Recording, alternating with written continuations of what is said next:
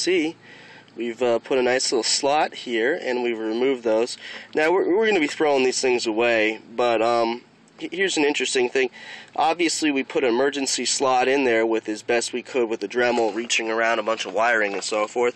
But you know, it's not a bad idea. Is lock this guy up in the vise in your truck or whatever you're using, and you know, run a nice little slot across the front of it. This was the one on the right. I did a great job on that one. The one on the left right here, not really the best job. As you can see, it's kind of buggered up to the side right there. There's a lot of screwdriver damage, for lack of a better word, and I came at it in a funky angle because that's all I could do. But you know, we got it out, so that doesn't really much matter. Now we're going to come back, excuse me, if we were recycling this, come back and slice a nice groove on top, something that a screwdriver could get a real bite on. And then, you know, we do something like coat this with Loctite, either blue or red.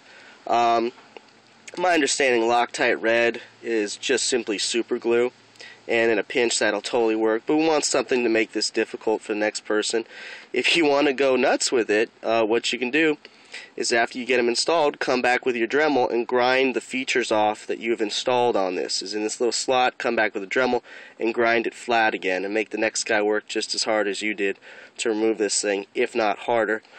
But that's just food for thought. We got some brand new screws that we're going to use that came with the lock assembly. Why not? Speaking of the lock assembly, here it is. Now you notice we got some wires leading into gosh knows where, whatever. If these wires are good, and if they are compatible, very important, both of those things, what you might consider doing is just simply unattaching those from the assembly that you have, and then just plugging them in and giving it a test and see if that actually turns the vehicle over or not. If everything works good, you do a visual inspection of the wires, everything seems to be good. All the damage seems to be done to the mechanical side of this. At that point, it's debatable whether it's worth the effort, and quite honestly, the wear to the vehicle. I tell people, cars do not like to be worked on sometimes. You pull apart an old mid-90s General Motors car and a lot of stuff falls apart. You could be really good and really gentle with the thing. So sometimes it's really best not to monkey with the wires when you have the option not to. And this one just might give us the option.